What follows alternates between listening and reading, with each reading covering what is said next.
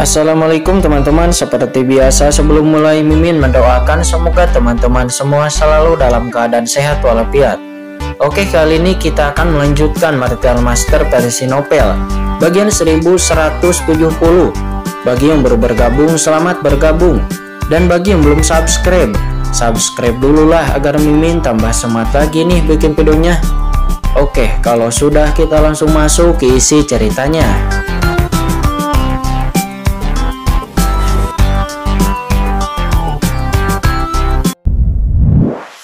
Seperti ras iblis mati dan ras iblis suci. Meskipun puncak mulia panah dan yang mulia bumi hanya sedikit perbedaan, namun statusnya sebenarnya sangat-sangat berbeda. Hanya setelah melangkah ke dalam ranah yang mulia bumi, barulah Anda dapat dianggap benar-benar memasuki tulang punggung suatu ras. Dan hanya dengan mencapai ranah yang mulia surgawi, maka Anda dapat memasuki tingkat pengambilan keputusan tingkat tinggi. Sekarang yang harus dilakukan Qin Chen adalah membiarkan Tu Moyu dan Ling Yuan memasuki tingkat kekuatan tulang punggung sesegera mungkin. Memiliki lebih banyak kekuatan untuk berbicara di antara dua klan dan dapat memobilisasi lebih banyak kekuatan. Dan ketika Tu Moyu dan Ling Yuan sedang menyerap kekuatan sumber kekacauan, Qin Chen juga melangkah keluar dan dengan cepat sampai ke ruang terbuka. Di ruang terbuka itu nampak yang mulia bumi Wan Yi, yang mulia bumi Jiu Yue dan yang lainnya sedang terbaring sekarat di sana. Sementara Lord of the Abyss melihat orang-orang ini. Dan ketika orang-orang ini melihat Qin Chen, orang-orang ini pun semuanya ketakutan dan terkejut. Manusia, bagaimana ini mungkin? Melihat wajah asli Qin Chen, mata yang mulia bumi Wan Yi dan yang lainnya menunjukkan kemarahan dan juga ketidakpercayaan. Hei, aku telah melihat Tuan, kata Lord of the Abyss. Dia membungkuk dengan sangat hormat, yang langsung membuat orang-orang ini semakin ketakutan dan lebih terkejut lagi. Kalian berdua, kemarilah, kata Qin Chen. Dia tidak repot-repot untuk memperhatikan orang-orang ini.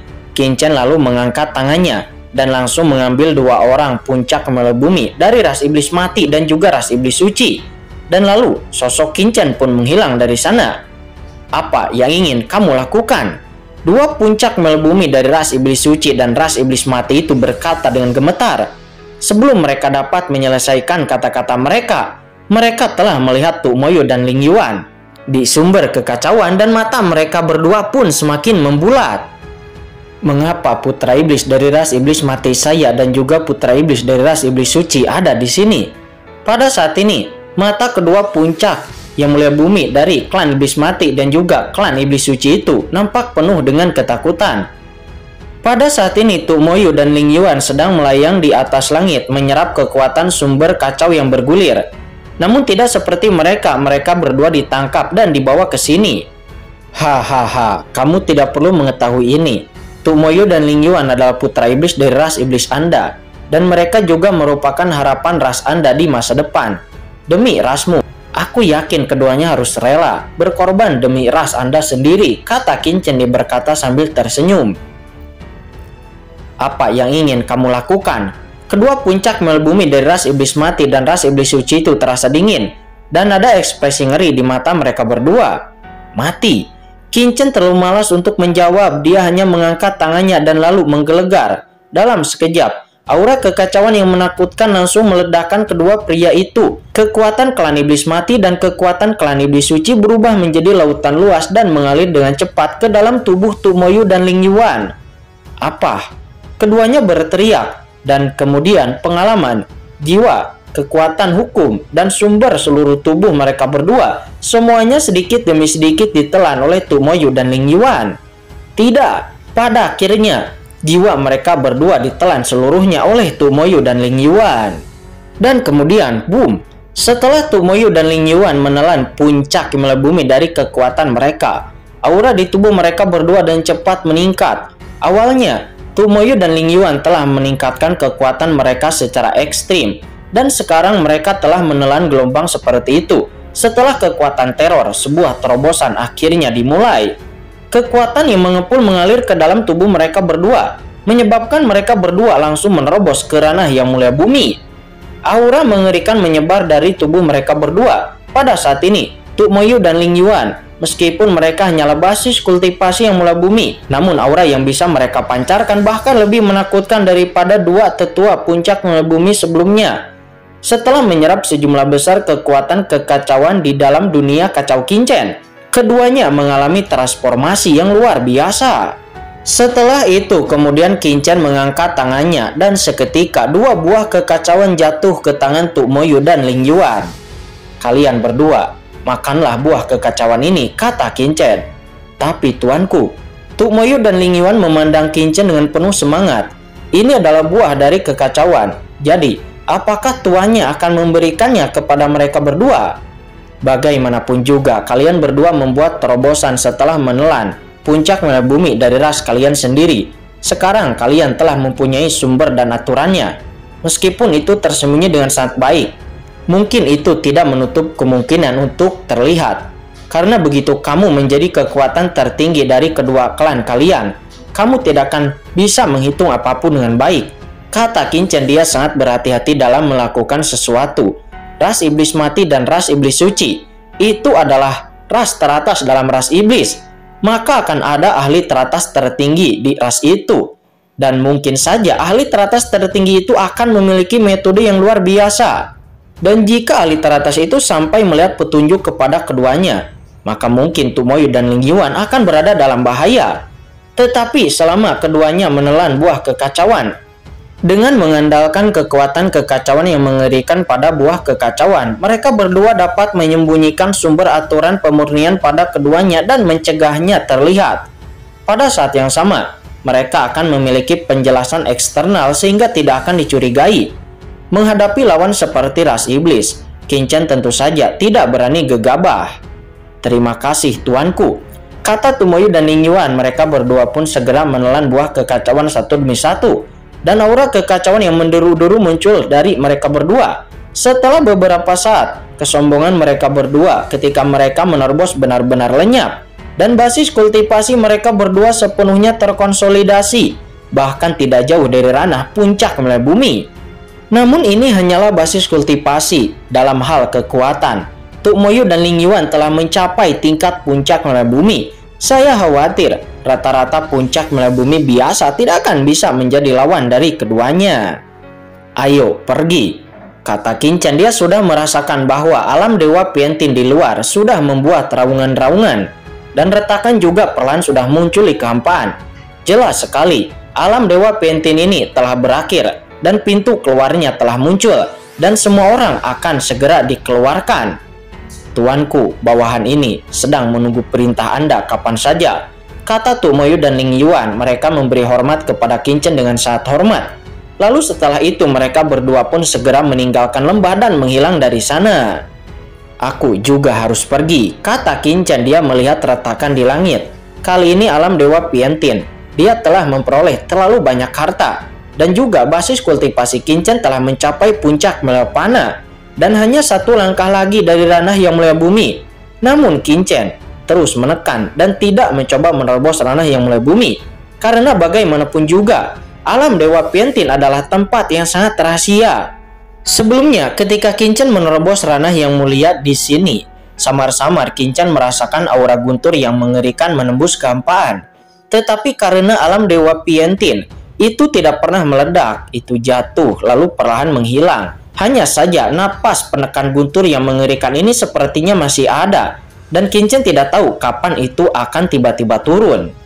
Jika Qinchen menerobos ranah yang mulia bumi di dalam alam Dewa Piantin ini sekarang, maka itu pasti akan menarik penglihatan yang lebih menakutkan, yang jelas bukan hal baik bagi Qinchen. "Jika aku ingin menerobos ranah yang mulia bumi, aku harus pergi dari sini dan mencari tempat tersembunyi di medan perang 10.000 ras," kata Qinchen. Matanya berkedip dan dia berkata kepada dirinya sendiri, "Namun, tubuh klan naga sejati ini mungkin tidak dapat diungkapkan," kata Qinchen. Dia memanfaatkan identitas keluarga naga sejati Long Chen untuk membuat terlalu banyak keributan di alam Dewa Piantin ini. Dan Qinchen juga telah membunuh orang-orang kuat seperti yang mulia bumi Yuan Hun dengan tubuh naga sejatinya ini. Dan begitu tubuh naga sejati ini terekspos ke dunia luar, Qinchen takut hal itu akan secara langsung menarik orang-orang kuat dari 10.000 ras membunuhnya. Dan tidak peduli seberapa berani Qin Chen tidak akan pernah berani tampil di luar sebagai klan naga sejati Long Chen. Kemudian saya melihat tubuh Qin Chen dengan cahaya berdarah tiba-tiba muncul pada tubuhnya. Saat ini Qin Chen telah menjadi alien berwajah elang. Cahaya berdarah di tubuhnya melonjak, seperti orang suci dari darah di dalam semesta. Pergi. Dan pada saat berikutnya, kekuatan menakutkan menyelimuti Qin Chen. Dan kekuatan itu langsung mengusir Qin Chen dari alam Dewa Piantian.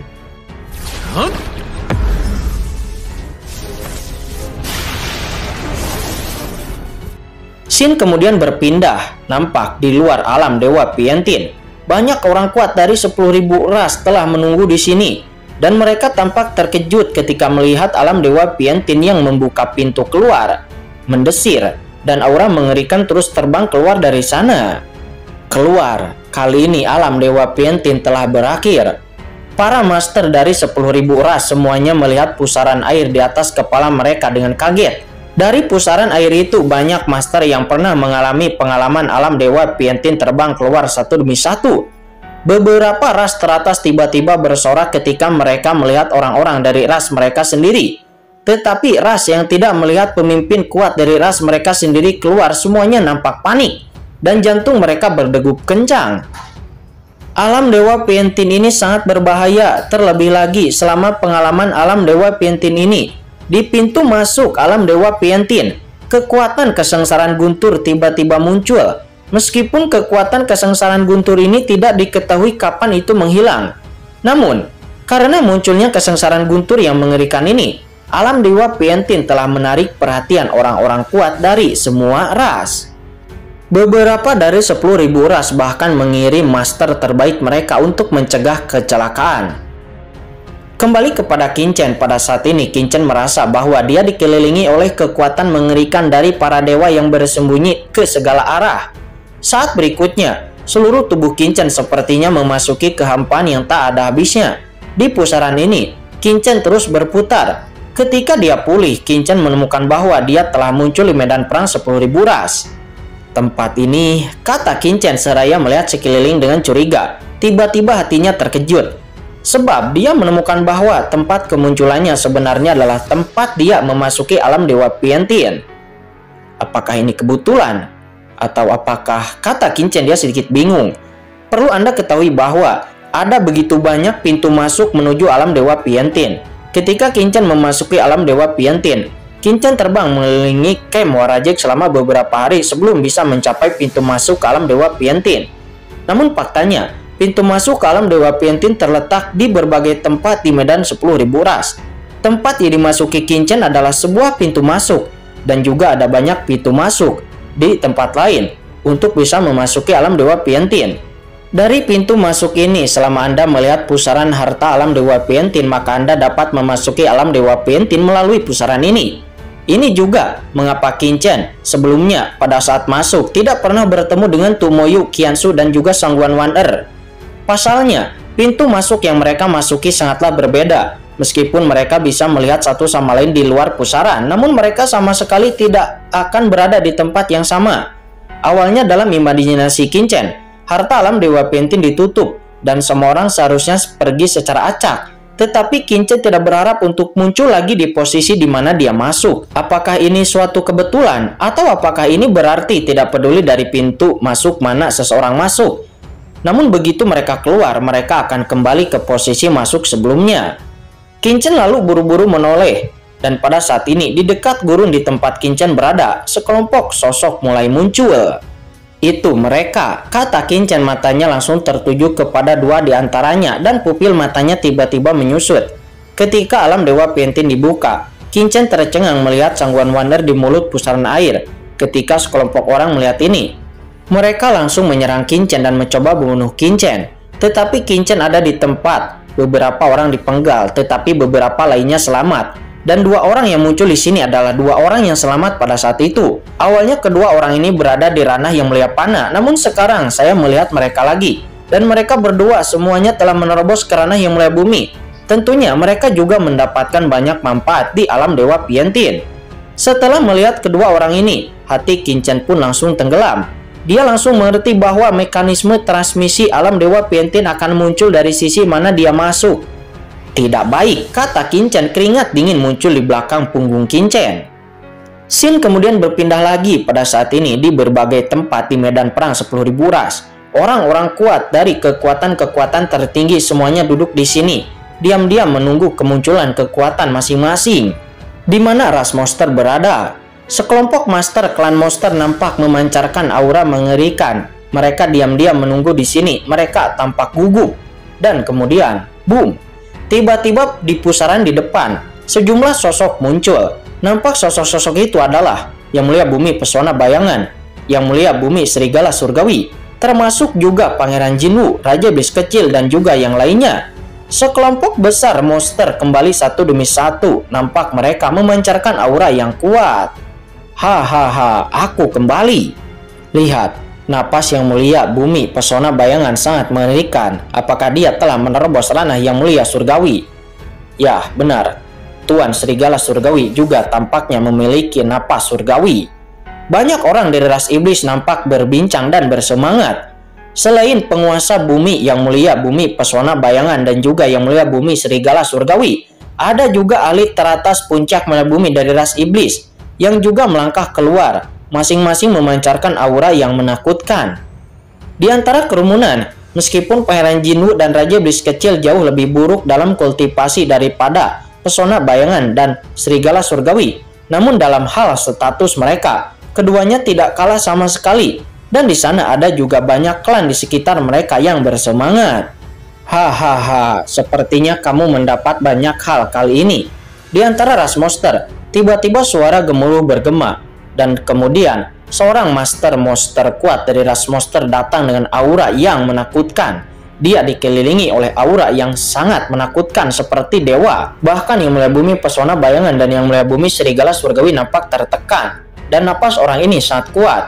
Saya telah melihat Yang Mulia Surgawi Qianbao, kata seorang master. Seketika para master yang ada di sana pun segera memberi hormat. Orang ini adalah penguasa surgawi 1000 macan tutul. Dia merupakan ras monster tingkat tinggi yang sebenarnya. Dan dia juga merupakan komandan ras monster di medan perang 10.000 ras. Statusnya sangat mulia. Baiklah, kembalilah dan bicarakan itu nanti, kata Yang Mulia Surgawi Qianbao. Dia melirik Pangeran Jinwu dan yang lainnya, dan matanya berbinar. Hahaha, murid klan iblisku, kali ini hampir sama seperti sebelumnya. Tampaknya alam Dewa Piantin kali ini tidak terlalu berbahaya, kata Yang Mulia Surgawi Qianbao. Dia berkata sambil tersenyum. Tuan Qianbao, saya ada sesuatu yang sangat penting untuk dilaporkan, kata Yang Mulia Bumi Pesona Bayangan. Dia buru-buru berkata kepada Tuan Qianbao. Jangan khawatir, ayo kembali ke camp terlebih dahulu. Tempat ini masih agak berbahaya. Saya telah diperintahkan oleh Master untuk membawa kalian kembali ke camp. Ketika semua orang aman, kita akan membicarakan hal-hal yang terjadi di alam Dewa Piantin, kata Tuan Qianbao itu. Tuan Qianbao, masalah ini sangat penting karena kali ini alam Dewa Piantin berbeda dari masa lalu dan sesuatu yang besar telah terjadi, kata Yang Mulia Bumi Serigala Surgawi. Dia buru-buru berkata kepada Tuan Qianbao. Oh, Tuan Qianbao lalu melihat ke arahnya. Peristiwa besar macam apa yang bahkan membuat Yang Mulia Bumi Pesona Bayangan dan Yang Mulia Bumi Serigala Surgawi bersikap seperti itu dan harus mengatakannya di sini? Tuanku, kali ini di alam Dewa Piantin, saya telah menemukan tempat yang kacau dan banyak harta karun. Dan di tempat yang kacau itu, saya telah menemukan galaksi yang kacau. Inti dari sungai kekacauan, juga terdapat hal-hal yang lebih mengerikan, seperti sumber kekacauan, dan juga ada juga harta karun kekacauan teratas, dan juga bahkan pohon kekacauan, kata Serigala Surgawi. Apa? Harta karun tertinggi kekacauan? Pohon kekacauan? Wajah Tuan Qianbao tiba-tiba berubah dan dia bahkan bertanya, sumber kekacauan ini adalah harta karun yang pasti bahkan akan membuat Yang Mulia Surgawi pun tergila-gila. Harta karun itu diambil oleh Tuan Muda dari klan Naga Sejati, kata Master Serigala Surgawi itu. Apa orang-orang dari klan Naga Sejati yang mengambilnya? Kata Tuan Qianbao. Dia langsung terkejut. Di saat yang sama tatapannya langsung menyipit. Dia lalu mengerutkan kening. Apakah kamu yakin harta-harta itu dibawa pergi oleh Tuan Muda dari klan Naga Sejati? Lalu dengan kekuatanmu, bisakah kamu tidak bisa bersaing untuk mendapatkan harta itu dengan klan Naga Sejati? Selain itu, orang yang memasuki alam Dewa Piantin selain Anda, ada juga ahli teratas tertinggi dari ras monster, ras iblis juga, dan lainnya. Akankah mereka hanya menyaksikan harta karun alam Dewa Piantin itu diambil oleh anak naga ras sejati itu? Kata Tuan Qianbao, dia pun langsung memahami kunci dari masalah ini.